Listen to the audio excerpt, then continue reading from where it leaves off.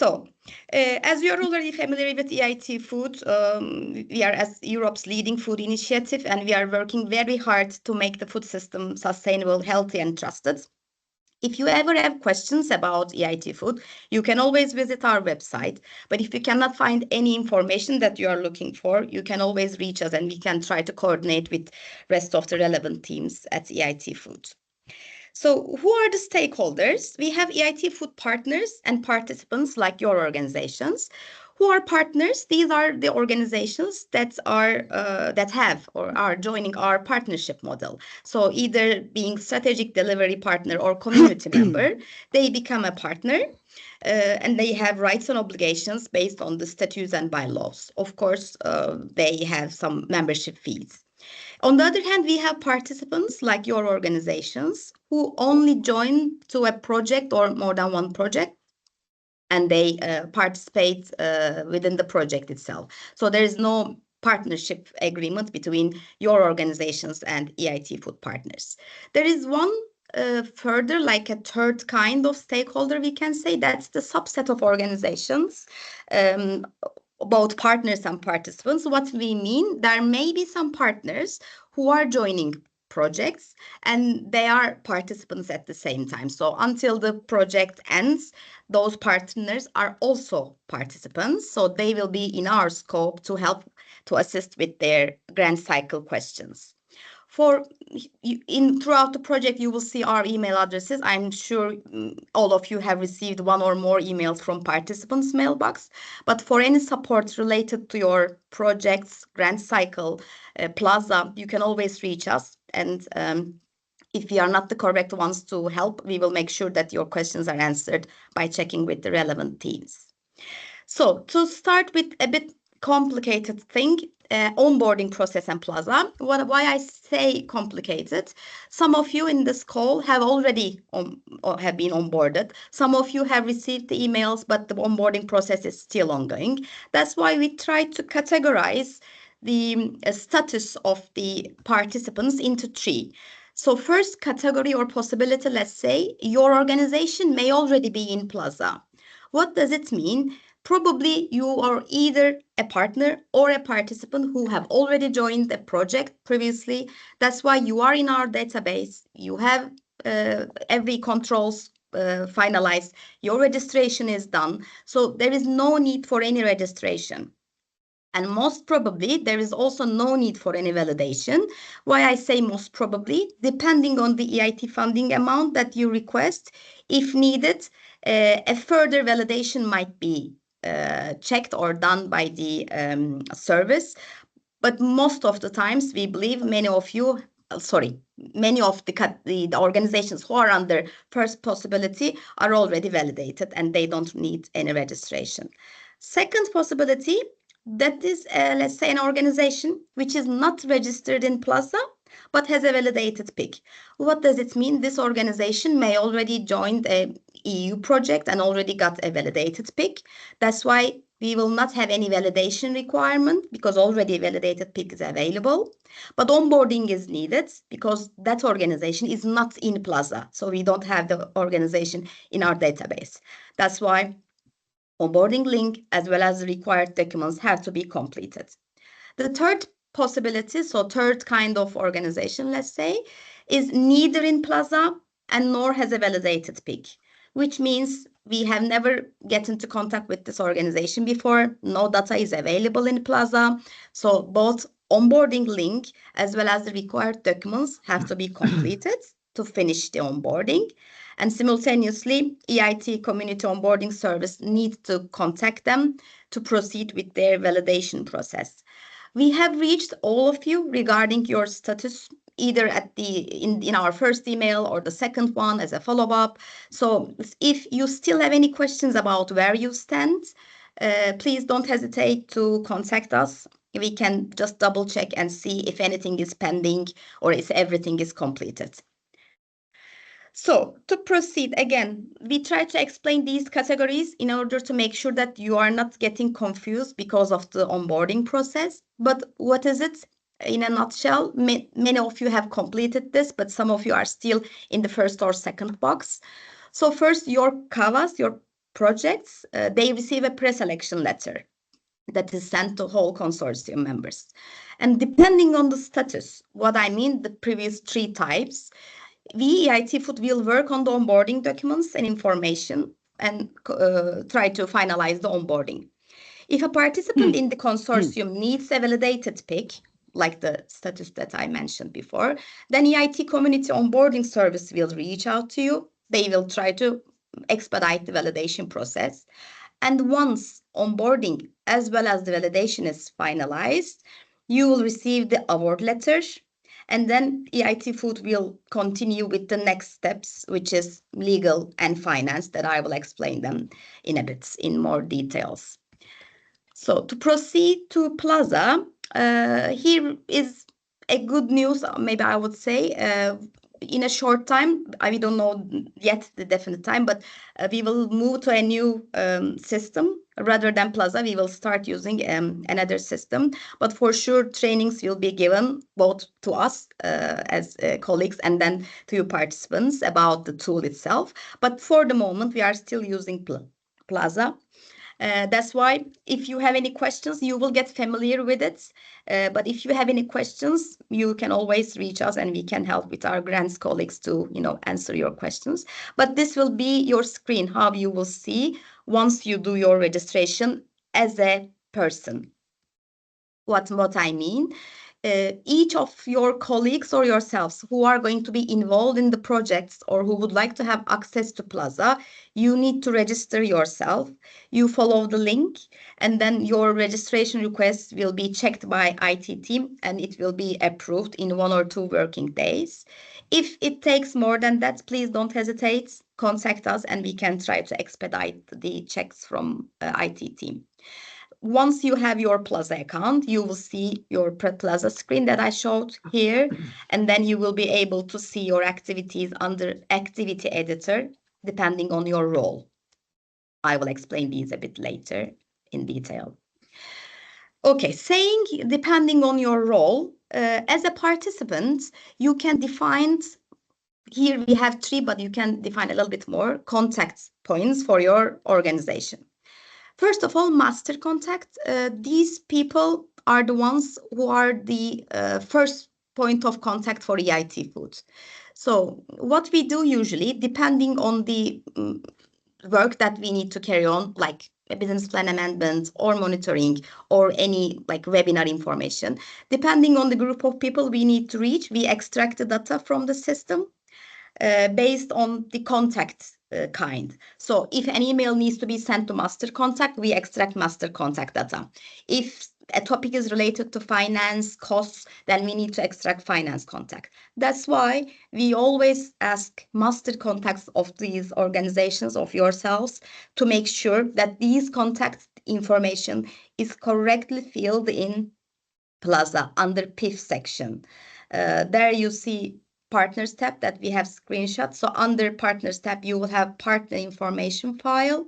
This is the section where master contact can enter here and add the relevant colleagues for finance, signing officer, legal contacts, education contact, whoever you would like to add.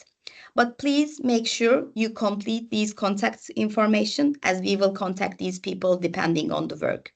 I will not go and read everything here, but as a, let's say, as a summarized point, master contact is the person who will be this direct point of contact for EIT Food.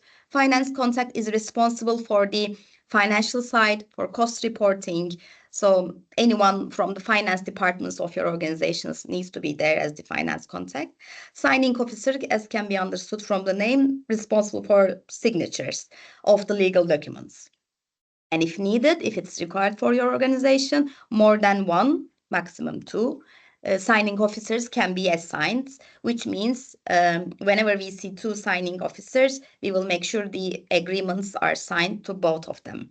Just an important note here, Unfortunately, Plaza doesn't send us a notification when you change your signing officers, especially at the time of legal agreement signatures. If you make any change to your signing officer, please just drop an email to participants' mailbox so that we can keep an eye on this change and we communicate this to our legal team, because legal team may look at the data and send the contract to the signing officer. But if you change it just after this action, then we may send it to the wrong person. This will just cause a delay. That's the only problem. But make sure you reach us to tell us there is a change in the signing officer. Okay. To proceed to contracts, to legal framework, this is just an overview of what has been signed or is being signed between EIT Food and participants. There is a partnership agreement between... Sorry to interrupt. I don't have Yes. rights to give access to people. So if I think there's a couple of members in the queue. Okay. I need to... Okay, just a sec. Thanks for letting me know. Okay, let's see. I'm sorry, everyone. Okay, oh, quite a few.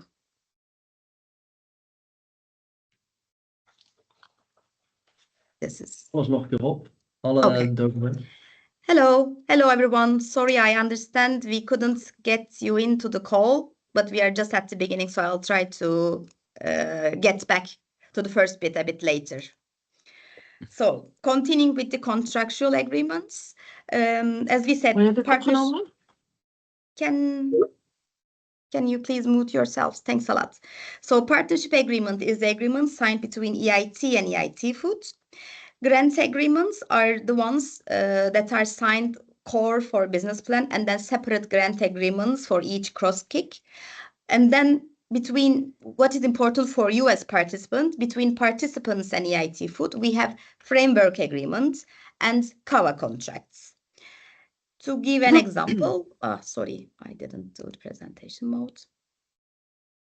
To give an example, for each grant agreement, there is a CAVA specific to that. And then let's say there is University of Belgium. If University of Belgium participates in 5 different CAVAs, then 5 different CAVA agreement has to be signed by University of Belgium.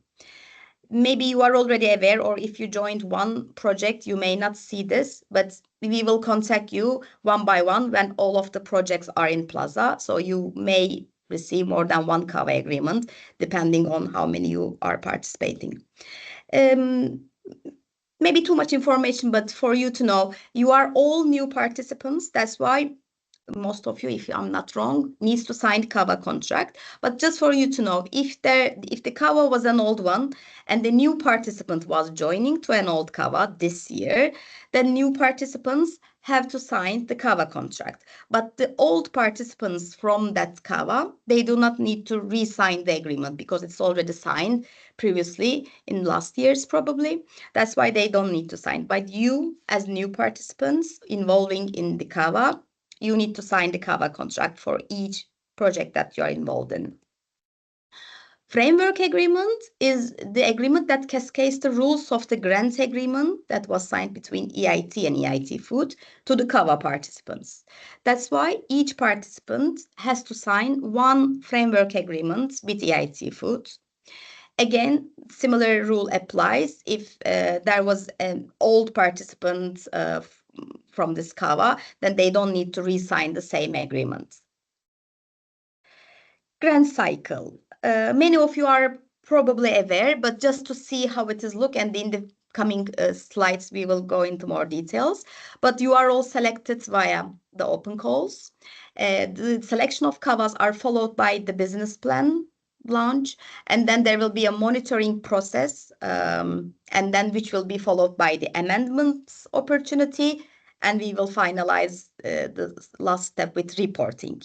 I will explain these in details, but this is the grant cycle. Whenever you hear us saying grant cycle, we mean every 5 steps of the cycle. This is the important slide, I would say, because this explains the roles of the people in the projects. So in your consortia, each project needs to have one activity leader. So this activity leader can be selected within the consortia, but there needs to be only one. So it's not allowed to have two activity leader. Why? Because we need to make sure that the activity leader is the person who is responsible for the proposal and the budget submission. He or she is the one that knows the most about the project, liaison with the monitoring process, budget changes, performance reporting. So anything about the project shall be known by the activity leader. That's why we always say we need one activity leader to contact all the time. And then depending on the tasks or the work, the activity leader can assign other colleagues as task leaders or contributors in Plaza. In the activity editor, you will get more familiar when we launch the business plan amendment, I would say. But in the activity editor, the activity leader will be able to select colleagues and add them as task leaders or contributors, depending on the work that they will take care of. So who are the people at EIT Food that you as consortia will be in contact with? One of them is the functional program manager. So depending on the area that your project was assigned to, you will have a functional program manager. Many of you in this call, I know that your program managers are assigned, but there are few CAVAs that we are waiting for information from the areas, so that once we know who will be your functional program manager, we will introduce you, him, her, so you can already start talking to them if you have any questions in mind, or just to meet them to understand the whole process, how we would start working with them. Normally, they contact each CAVA when they are assigned, so you don't need to take any action, but they will contact you as a first kickoff meeting. And then here we will be always here to help as business support team. And if you have any questions about, as we said, Plaza, general operational questions, grant cycle, you can always reach us via participants mailbox. As the one that I showed here, this is the grant cycle, as we said. Now I will go step by step to explain a little bit more about what to expect in each launch. However, just as a side note, we will not go into details for every point at this moment, because anytime that we launch a grant cycle periods, we will have these webinars dedicated only to that period. Let's say if it's a monitoring time, we will be there to have the webinar to explain you what is monitoring. If it's the reporting time, we will have another webinar. So don't get confused. We will have more of these webinars dedicated to the launches. So let's start with business plan. Business plan sets out our plan of action and impact in the reference periods, and where it contains the projects, plans, and their budget information. So in every launch, in every grant cycle period, both program managers and activity leaders will be involved, and they will have their roles. A program manager always be in contact with activity leaders to transfer any information to complete the data that is available there in Plaza. An activity leader fills in all the information in Plaza just to make sure the project is accurate and the data is there and complete. After business plan, we will have a monitoring period. We always say our monitoring periods have two steps. One is the continuous monitoring, because it's coordinated by functional program manager and it's ongoing. So throughout the year until the project ends, you will always be in contact with your program manager, functional program manager, to make sure that everything is going smooth. If you have any questions, they will be there to help you. If you have any problems, they will be there to help solve them. Second monitoring step is the performance and cost monitoring report, and this is coordinated by business operations team. And again, in this monitoring period, both program manager and the activity leader will be involved, and they will have their own tasks to complete. Activity leader will be asked to provide correct information when we launch the monitoring reports. So they will be there to complete the monitoring reports, where we ask questions about how the project is going. Are there any red flags to be raised? So it will be, as it is understood from the name, going to be some questions related to monitoring, and program manager will be there to overview the status of the projects. Business plan amendment. Business plan amendment is the time that will give you the opportunity to formalize any required change in the project work plan. So if you have any planned changes in the project, this will be the time that you will be able to implement them on Plaza. Like always, program manager and the activity leader, they will have their roles just to make sure that the data is there and that is completed. This is to announce we have already contacted you, but maybe some of you not because your projects are not yet in Plaza. But the next business plan amendment launch is on 14th of October, and we have a webinar on 8th, and we will make sure that we explain everything in more detail. So this webinar is just to introduce you Plaza and EIT Food, but the next one, which is about business plan amendment, is going to be more into details, more about Plaza, what can be changed, what is not allowed to be changed. So more information, I would say, regarding the business plan amendments. Reporting. Reporting is the most important one maybe for you, because that will be the time that you need to make sure that the costs are eligible and the reporting is completed and accurate. So there will be performance reporting and cost reporting. If you are not familiar with some of the key definitions, we wrote them here in case you would like to check after the webinar. But these are the keywords that you will always hear from either us or your program manager, but you are already familiar from the proposals, I would assume. As we said, reporting is in two kinds. One of them is the performance reporting, and this is done by the activity leader. So this is the moment that activity leader will report on how the performance is going, the achievements, the deliverables, how would the submission of the whole outputs they are going. So it is the time that the activity leader will be responsible for submission of the performance related information. And this is important. So there will be targets in the business plan amendment, and any deviation from the targets will be considered as underperformance. So whenever you have any amendments or whatever you have written in the Plaza, those are the targets that needs to be met. And if they are not able to be met, then there needs to be justifications checked and informed by you, checked by PM and informed by you to the business operations team. The cost reporting, the second type, we would say this is the reporting that your finance contacts of each participant will be responsible. So performance reporting will be done by activity leader, but cost reporting needs to be finalized or done by the finance contact of each participant.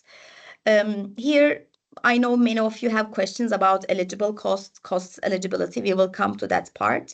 But just as an introduction, we can say that we are operating in the Horizon Europe eligibility framework. So whatever is considered as eligible for Horizon Europe, that eligibility rules will also apply to your costs for these projects.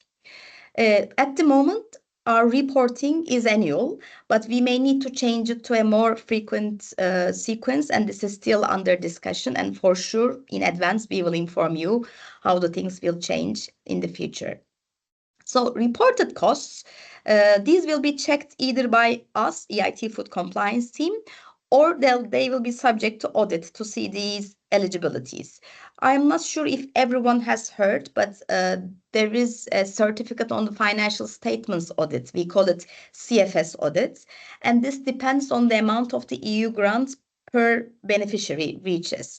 Here you can see the amounts and then if a CFS is needed or not. So you can always check this table for your cases. And if you fall in one of these categories where it says yes, then be sure that you will be contacted probably by us, but then we will coordinate your process with the auditors, because those are the ones taking care of the controls and checks.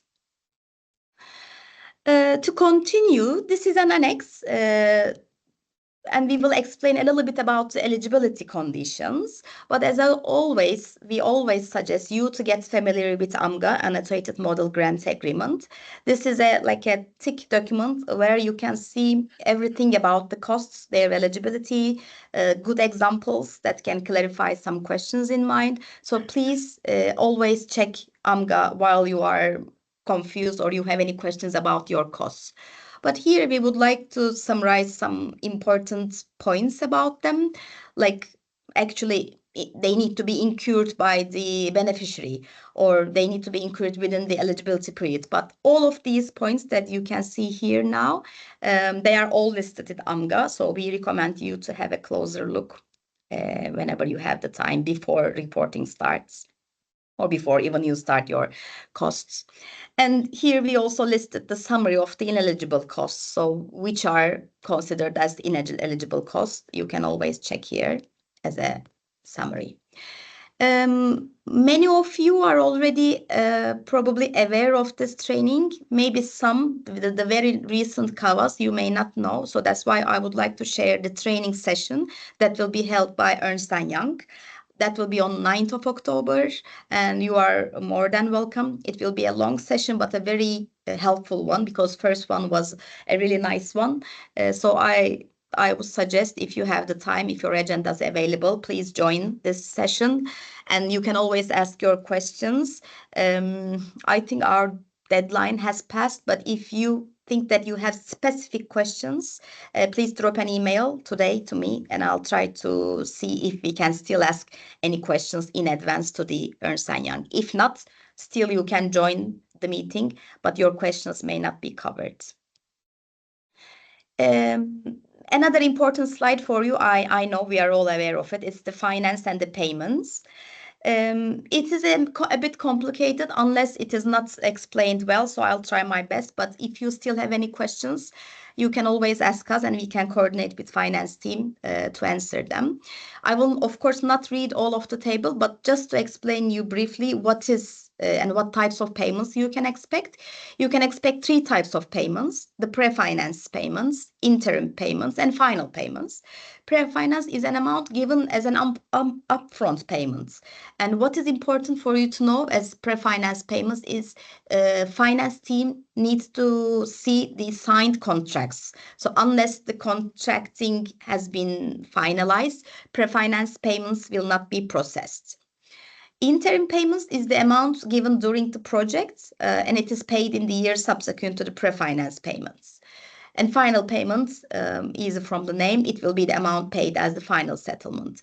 You can see how much and how they are calculated in the 3rd column, and you can see when in the 4th. But as you can also see, the interim payments and final payments are depending on several factors.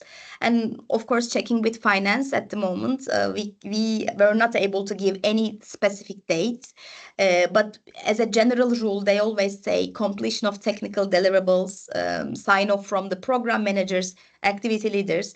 And most importantly, maybe EIT Food's cash flow situation is important. But whenever they start doing the interim payments, final payments, they contact us, or they contact directly with you to explain you the next process, what to be expect as a payment and when. So just for you to know, if you have any finance questions, you can ask us or direct it to finance, that I will show you in the next slide. These are the 9 commandments from our finance colleagues and us. So we always say, please make sure that your PIF, your partner information form that I showed under Plaza, is completed, because we need master contact information and finance contact email to make sure that we can reach you whenever it's needed about payments or about any grant cycle periods. You can have a look after the webinar. I don't want to read and waste your time with the given information here. But if you have questions, you can see there is EIT payments email address. You can direct them if they are very specific regarding the calculation. But if you have any generic questions, like time-wise, we can try to help you as participants team for sure. And as a final nice topic, I would hand over to Lynn, my colleague, who will explain a little bit more to you the Hive, Food Hive group, and what you need to expect from them. Lynn, thank you in advance.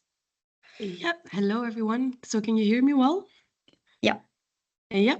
Okay, perfect. So good morning, everyone. I'm Lynn. I'm the Digital Community Manager at EIT Food, and I work in the Brand and Communications team. I'm together here with Claudia, who is my colleague from the Brand and Comms team.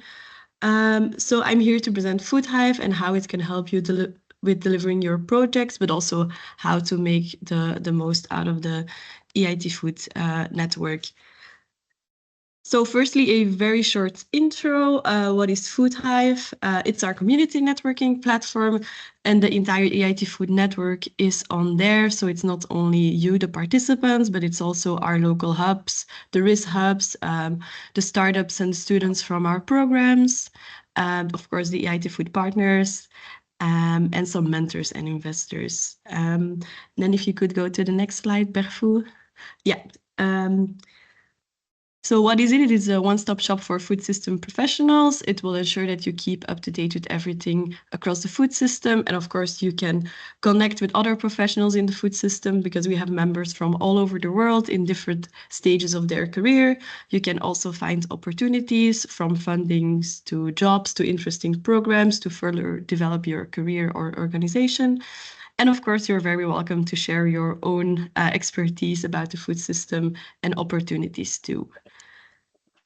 And then within Food Hive, thank you, Berfu, we have set up a private group for everyone that is engaged in the EIT Food funded projects.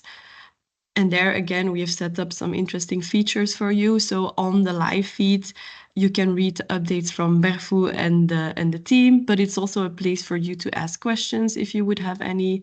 You can also view the upcoming webinars, and then, like it was already asked in the chat, will the recordings be shared? Yes, they will, and you can find them on the YouTube channel, but also within the Food Hive group, along with other super helpful guidelines and documents.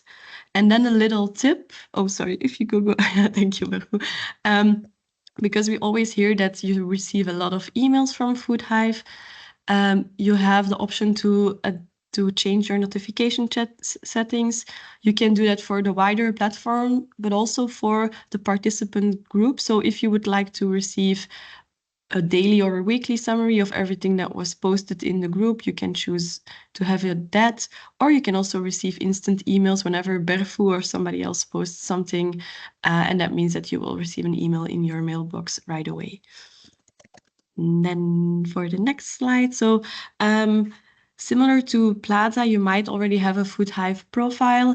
In that case, you will be added to the participants group very shortly, or maybe you're already a part of that. That means that you don't need to take any extra steps. You can directly access the group and the resources. If you don't have a Food Hive profile yet, don't worry, you will get a profile very soon. You will receive an email, so please look out for that. And then if you click the button in that email to complete some info, you can access Food Hive and the group straight away. If you have any questions, don't hesitate to reach out to the email address to me, and I will help you with however I can. And then I have a couple of extra slides, but we'll just there are some other interesting groups for you in the presentation, well, the slides you will receive. I think more tips and tricks is the following slides. Yes. And then my final slide is that we also have an app. So you can download it from the App Store or the Google Play Store, so you can be connected from your phone. And then I think I will hand over to my colleague, Claudia. Yeah. Hi, everyone. Nice to meet you virtually. I can see some familiar faces already. I want to start off by saying that at the end of October, I will be hosting a brand and communications webinar because obviously right now we won't have time to go through all the guidelines and all the amazing things that we want to tell you to help you and support you to communicate your projects successfully. So keep an eye for the meeting invitation for the webinar. And yeah, hope to see as many of you there. Given the time that we have right now, I just want to flag a couple of tools that will be extremely useful to you. First of all, we have a communications hub.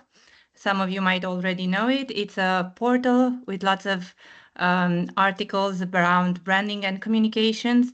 You'll also find an article there with the EIT Food key messaging. So if you want to write paragraph, a text about EIT Food, what we do, just thank you, Lynn, for the links. Super useful.